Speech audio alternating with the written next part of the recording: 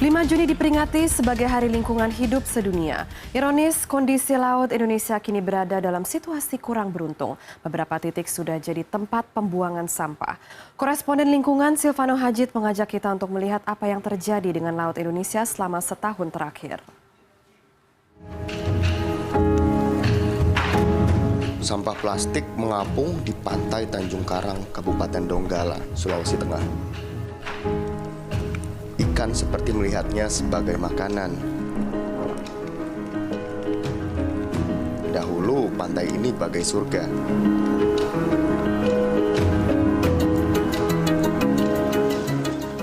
Atau bangau yang kelaparan mencari makan di antara sampah yang tersangkut di bibir sungai menuju Laut Jakarta.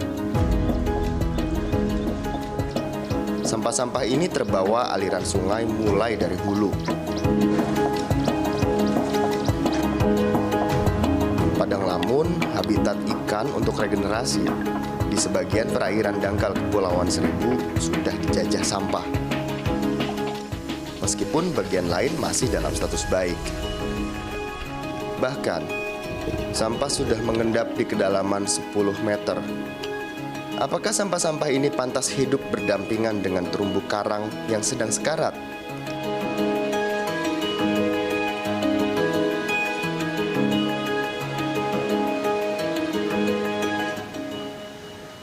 Lalu setiap awal tahun, sampah yang terbawa arus sampai di Pantai Kute dan Seminyak, Bali.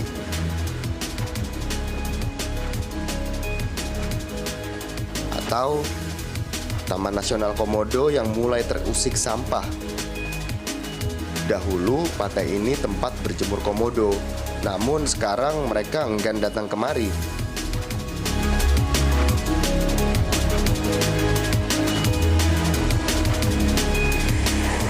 Bergeser sedikit ke Pantai Pink, arus membawa sampah hingga ke bibir pantai. Walaupun air sebening kristal masih bisa kita nikmati. Mendekati wilayah populasi manusia dan hiruk-pikuk pariwisata. Air keruh ini berada di dekat Pulau Bajo. Saya hampir tidak bisa melihat sekeliling.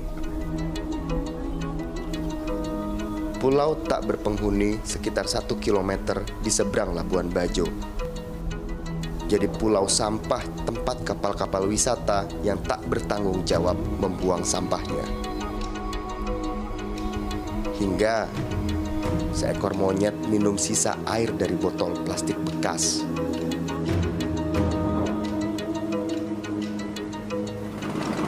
Kita sedang tak acuh dengan laut Indonesia. Padahal data terbaru memperlihatkan perilaku itu menyebabkan hampir seluruh perairan di Indonesia terkontaminasi mikroplastik. Partikel berukuran mikron yang tak kasat mata dan dengan mudahnya termakan ikan, lalu masuk rantai makanan.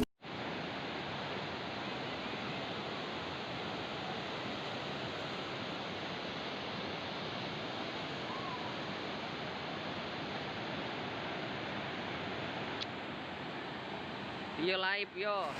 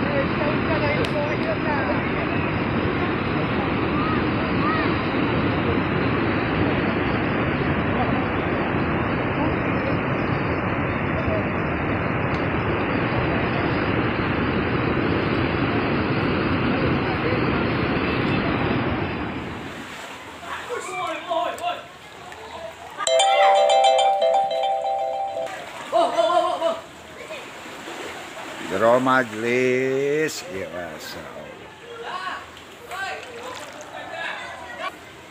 Wah,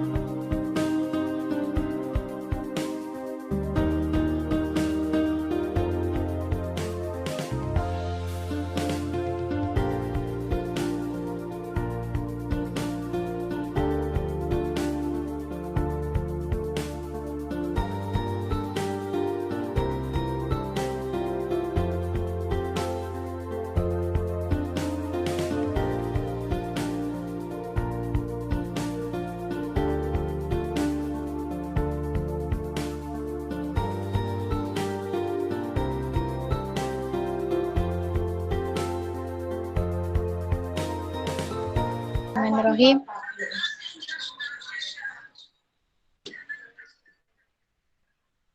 Ya baik anak-anak, Assalamualaikum warahmatullahi wabarakatuh. Baik, saat ini waktu kalian untuk memaparkan hasil diskusi yang telah dilakukan di stream Google Classroom. Dari sini siapa yang akan mempresentasikan hasil diskusi pada pertemuan kali ini? Saya Bu dari kelompok 1. Ya baik, Pinatri dari kelompok 1 silakan untuk memaparkan hasil diskusinya, dan untuk nanti yang lain silakan aktif untuk berdiskusi ya. Saya sampaikan juga, mohon maaf di sini saya off kamera karena di sini jaringan juga tidak stabil. Ya baik, Pinatri silakan. Ya, baik teman-teman, saya dari kelompok 1 perwakilan akan mempresentasikan hasil diskusi kelompok kami. Anggota kelompok kami terdiri dari saya, Pinatri, kemudian Hindun, dan Nova. Untuk soal nomor 1, rumusan masalah dari hasil pengamatan pada link video tersebut adalah bagaimana banjir dan tanah longsor dapat terjadi, dan kemudian apa saja faktor yang menyebabkan terjadinya banjir dan tanah longsor. Kemudian, selanjutnya perubahan lingkungan yang pernah terjadi di Indonesia selama 10 tahun terakhir adalah gunung meletus, yaitu Gunung Sinabung di Tanah Karo, Gunung Sangiang di NTB, gempa bumi di Halmahera yaitu tahun 2015, banjir di Bandung tahun 2016, banjir di Sumbawa tahun 2017, tanah longsor di Brebes tahun 2018, gempa bumi dan tsunami di Palu tahun 2019, banjir bandang di Sumatera Barat tahun 2020, banjir di Jakarta tahun 2013, dan gempa bumi di Aceh tahun 2012. Kemudian untuk soal nomor 2, rumusan masalah dari hasil pengamatan pada link video tersebut adalah bagaimana dampak sampah plastik terhadap ekosistem laut, dan apa saja faktor yang menyebabkan meningkatnya intensitas sampah plastik setiap tahunnya. Kemudian yang B, jenis plastik sebagai penyumbang polusi laut atau sampah plastik antara lain plastik jenis polipropilen atau PP, polietilen atau PE, polistiren atau PS, polivinil klorid atau PVC.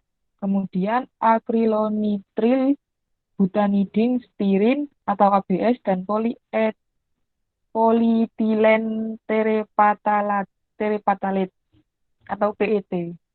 Kemudian yang C, sampah plastik sebesar 3,2 juta ton terdapat di laut setiap tahunnya. Yang D, adapun dampak dari sampah plastik terhadap ekosistem laut dan biota laut di dalamnya adalah sampah plastik yang berada di laut, maka akan menjadi mikroplastik. Selanjutnya akan menjadi satu kesatuan dalam rantai makanan pada ekosistem laut, sehingga dapat menyebabkan disfungsi metabolisme dari tubuh biota laut. Kemudian selanjutnya adalah kesimpulan. Kesimpulannya adalah banjir dan tanah longsor pada video 1 dan sampah plastik di laut pada video 2 merupakan perubahan lingkungan yang disebabkan oleh faktor manusia. Demikian presentasi saya. Kurang lebihnya mohon maaf. Terima kasih. Ya, benar dari apa yang sudah dipaparkan oleh teman kalian ya, Pinatri perwakilan dari kelompok 1.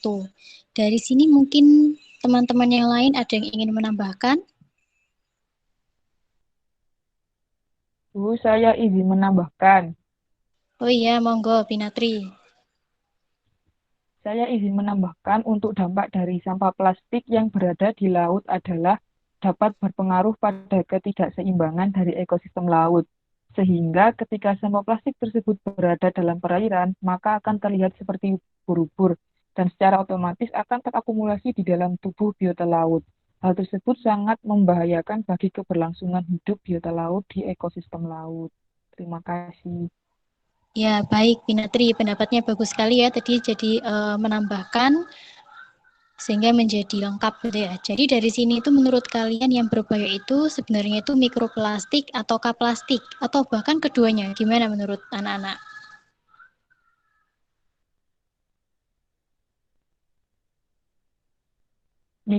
Mikroplastik, Bu. Baik, kalau untuk Meliana bagaimana? mikroplastik ataukah sampah plastik?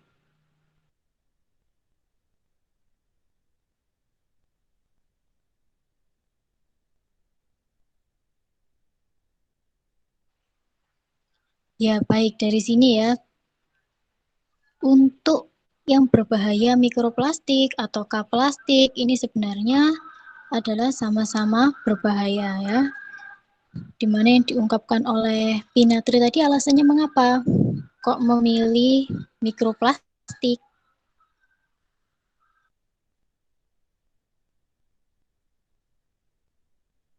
Ya, jadi berdasarkan Journal of Marine Research and Technology tahun 2019, menyatakan mikroplastik tersebut lebih mudah untuk berakumulasi di dalam tubuh zooplankton, Bu, karena memiliki ukuran kurang dari sama dengan 5 mm, sehingga akan dapat berpengaruh pada konsumen tingkat trofik.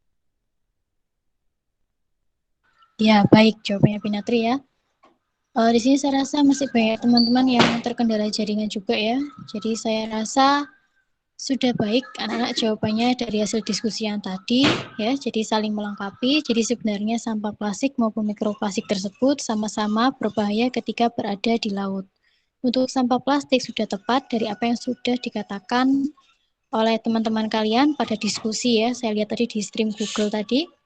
Selanjutnya, kalau mikroplastik itu dapat bersifat menyerap racun yang dihasilkan dari bahan-bahan kimia yang ada pada air laut serta lingkungan sekitarnya dan dapat ditransfer ke dalam rantai makanan secara tidak langsung.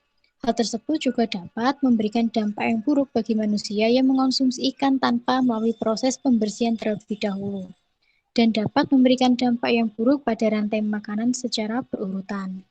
Biota yang mengonsumsi mikroplastik dalam jangka waktu yang lama akan mengalami kematian karena partikel tidak dapat dicerna dalam tubuh biota. Efek samping dari mikroplastik juga dapat terbentuk karena adanya kombinasi toksisitas intrinsik dari plastik itu sendiri, di mana mikroplastik berfungsi sebagai salah satu vektor patogen yang memiliki potensi cukup besar dalam membawa mikroba. Adanya akumulasi mikroplastik pada sedimen di sini juga dapat menjadikan biota yang ada dalam lokasi tersebut mengonsumsi mikroplastik secara langsung. Dan jika manusia mengonsumsi biota yang terkontaminasi, maka mikroplastik juga akan masuk ke dalam tubuh manusia. Dari sini bisa dipahami anak-anak? Bisa, Bu. Apakah ada yang ditanyakan dari sini? Dari penjelasan yang saya paparkan tadi? Belum, Bu. Belum, Bu. Baik, jika saya rasa sudah jelas, ya. Penjelasan saya akhiri sampai di sini ya. Selanjutnya anak-anak segera kembali di Google Classroom untuk mengerjakan kuis dan juga kesimpulan. Dari sini saya mohon maaf apabila ada tutur kata yang kurang berkenan. Terima kasih. Wassalamualaikum warahmatullahi wabarakatuh. Waalaikumsalam warahmatullahi wabarakatuh. Terima kasih, Bu. Terima kasih, Bu. Sama-sama.